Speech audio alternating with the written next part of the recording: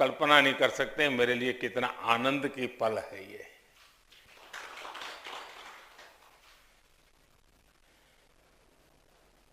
एला प्रियपट्ट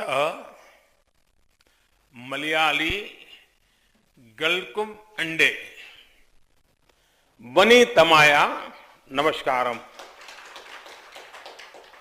भारतिंडे आध्यात्मिक चैतन्यमा श्री नारायण गुरुदेवन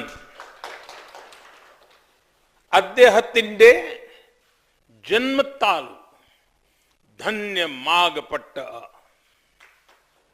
पुण्यभूमि आण केरलम। संतों की कृपा और श्री नारायण गुरु के आशीर्वाद से मुझे पहले भी आप सबके बीच आने का अवसर मिला है।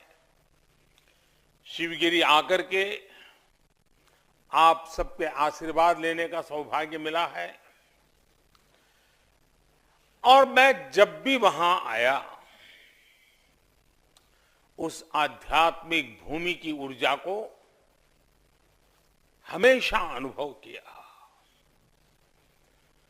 मुझे खुशी है कि आज शिवगिरी तीर्थ उत्सव में और ब्रह्म विद्यालयम के गोल्डन जुबिली के आयोजन में भी मुझे शामिल होने का, आप सबने पुण्य कार्य करने का अवसर दिया है।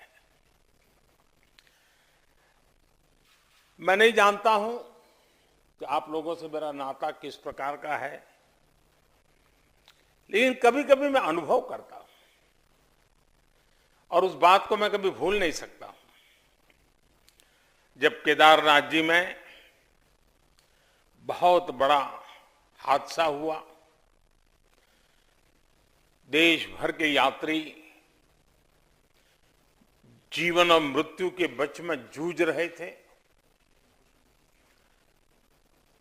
उत्तराखंड में और केंद्र में कांग्रेस सरकार थी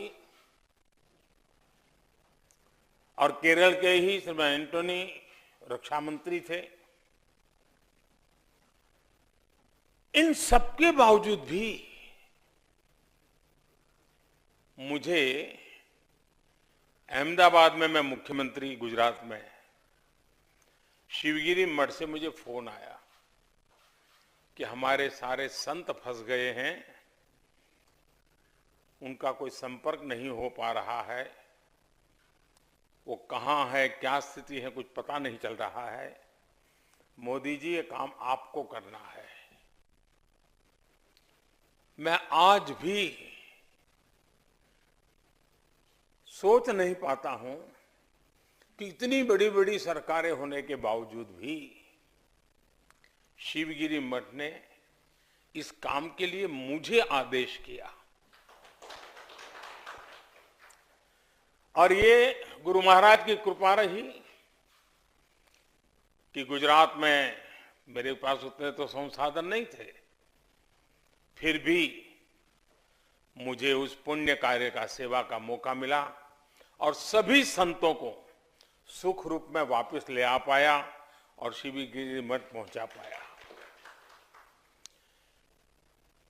उस फोन कॉल से ही मेरे लिए सचमुच में वो हृदय को छूने वाली घटना थी कि ऐसा क्या गुरु महाराज का आशीर्वाद होगा कि इस पवित्र कार्य के लिए आपने मुझे चुना। आज ये भी शुभ अवसर है कि इस अवसर में मुझे आपके साथ जुड़ने का मौका मिला है। तीर्थदानम की 90 सालों की यात्रा और ब्रह्म विद्यालयम की गोल्डन जुबिली, ये केवल एक संस्था की यात्रा नहीं है, ये भारत के उस विचार की भी अमर यात्रा है जो अलग अलग कालखंड में अलग अलग माध्यमों के जरिए आगे बढ़ता रहा है। भारत के दर्शन को जीवंत बनाए रखने में, भारत की इस आध्यात्मिक और वैज्ञानिक विकास यात्रा में केरल ने हमेशा अहम योगदान निभाया है और जरूरत पड़ने पर नेतृत्व भी किया है। वर्कला को तो सदियों से दक्षिण की काशी कहा जाता है। काशी चाहे उत्तर में हो या दक्षिण में, वाराणसी में शिव की नगरी हो या वर्कला में शिवगिरी, भारत की ऊर्जा का हर केंद्र हम सभी भारतीयों के जीवन में विशेष स्थान रखता है। ये स्थान केवल तीर्थ भर नहीं है, ये आस्था के केंद्र भर नहीं है, ये एक भारत श्रेष्ठ भारत की भावना को एक प्रकार से उसका जागृत प्रतिष्ठान है। मैं इस अवसर पर श्री नारायण धर्म संगम ट्रस्ट को, स्वामी सच्चिदानंद जी को, स्वामी ऋतंबरानंद जी को और स्वामी गुरु प्रसाद जी को हृदय से बहुत बहुत बधाई देता हूं।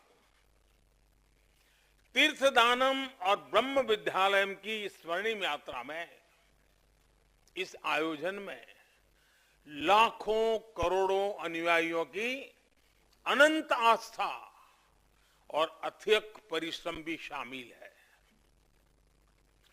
मैं श्री नारायण गुरु के सभी अनुयायियों को, सभी श्रद्धालुओं को भी हार्दिक शुभकामनाएं देता हूं। आप सभी संतों और पुण्य आत्माओं के बीच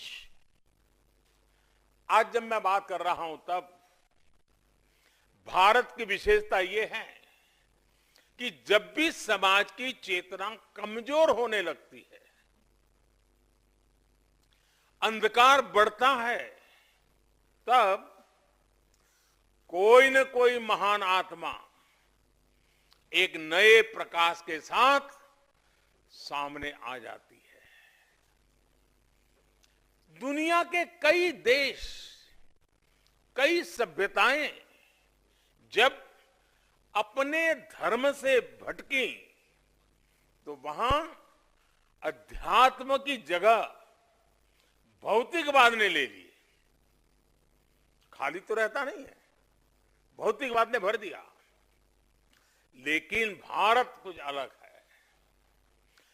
भारत के ऋषियों, भारत के मुनियों, भारत के संत, भारत के गुरुओं ने हमेशा विचारों और व्यवहारों में निरंतर शोधन किया, संशोधन किया और संवर्धन भी किया।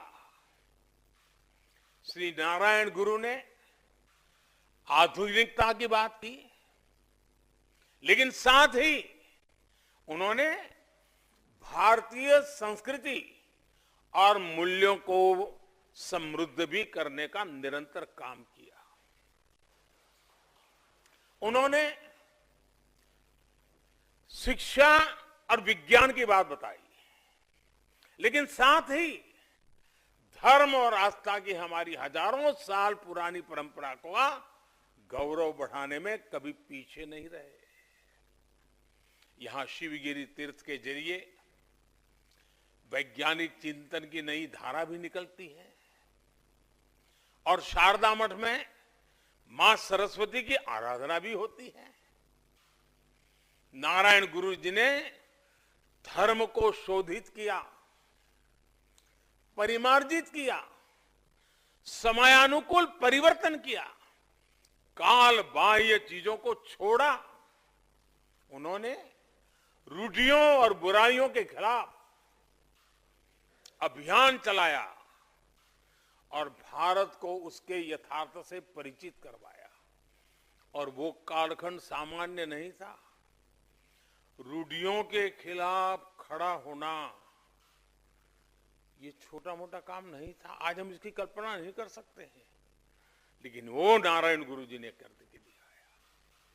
उन्होंने जातिवाद के नाम पर चल रहे ऊंच नीच भेदभाव के खिलाफ तार्किक और व्यवहारिक लड़ाई लड़ी। आज नारायण गुरु जी की उसी प्रेरणा को लेकर देश गरीबों, दलितों, पिछड़ों की सेवा कर रहा है। उन्हें उनके हक का जो मिलना चाहिए, उनको जो अधिकार मिलना चाहिए, उसको, उन अधिकारों को देना, ये हमारी प्राथमिकता रहा है।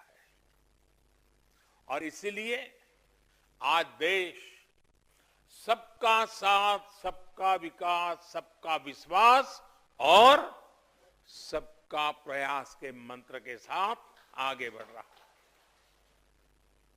साथियों, श्री नारायण गुरु जी आध्यात्मिक चेतना के तो अंश थे ही थे, आध्यात्मिक प्रेरणा के प्रकाश पुंज थे, लेकिन ये भी उतना ही सत्य है कि श्री नारायण गुरु जी समाज सुधारक भी, विचारक भी और युग दृष्टा भी थे।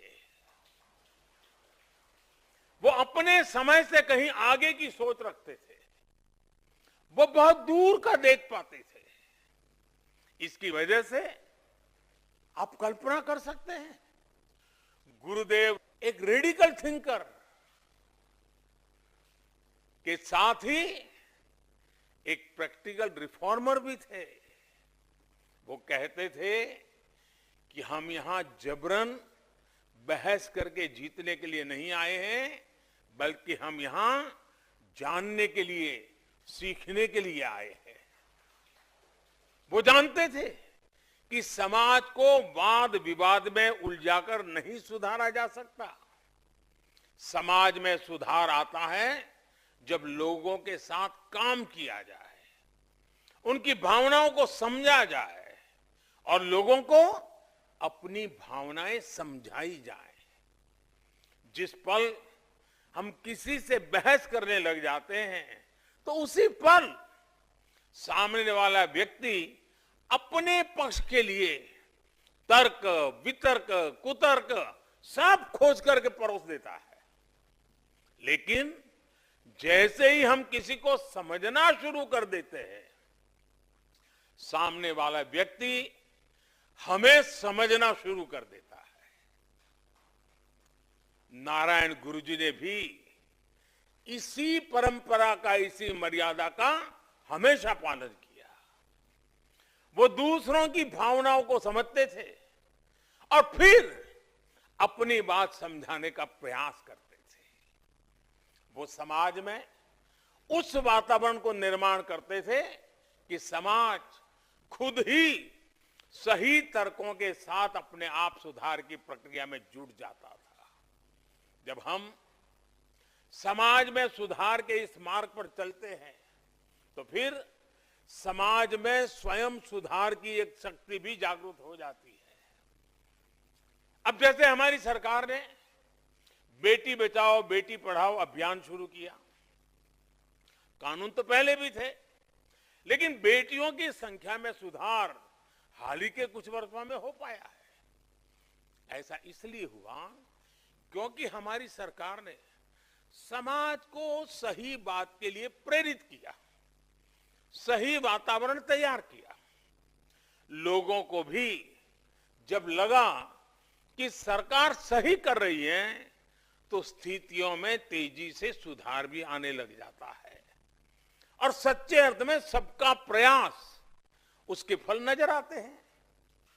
समाज में सुधार का यही तरीका है और ये मार्ग हम जितना श्री नारायण गुरु को पढ़ते हैं, सीखते हैं, उनको समझते हैं, उतना ही वो स्पष्ट होता चला जाता है। साथियों, श्री नारायण गुरु ने हमें मंत्र दिया था, औरु झांथी औरु मथम औरु देवम मनुष्य। उन्होंने one cast, one religion, one God, इसका आह्वान किया था। अगर हम नारायण गुरु जी के इस आह्वान को बहुत गूढ़ता से समझे, इसके भीतर छिपे संदेश को समझे, तो पाएंगे कि उनके इस संदेश से आत्मनिर्भर भारत का भी मार्ग बनता है।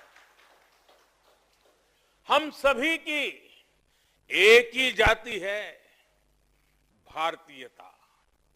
हम सभी का एक ही धर्म है, सेवा धर्म। अपने कर्तव्यों का पालन। हम सभी का एक ही ईश्वर है, भारत मां के 130 करोड़ से अधिक संतान। श्री नारायण गुरु जी का one cast, one religion, one God आह्वान हमारी राष्ट्रभक्ति की भावना को एक आध्यात्मिक ऊंचाई देता है। हमारी राष्ट्रभक्ति शक्ति का प्रदर्शन नहीं, बल्कि हमारी राष्ट्रभक्ति मां भारती की आराधना, कोटि कोटि देशवासियों की सेवा साधना है। हम इस बात को समझते हुए आगे बढ़े, श्री नारायण गुरु जी के संदेश का पालन करें, तो दुनिया की कोई भी शक्ति हम भारतीयों में मतभेद पैदा नहीं कर सकती। और ये हम सब जानते हैं कि एकजुट हुए भारतीयों के लिए दुनिया का कोई भी लक्ष्य असंभव नहीं है।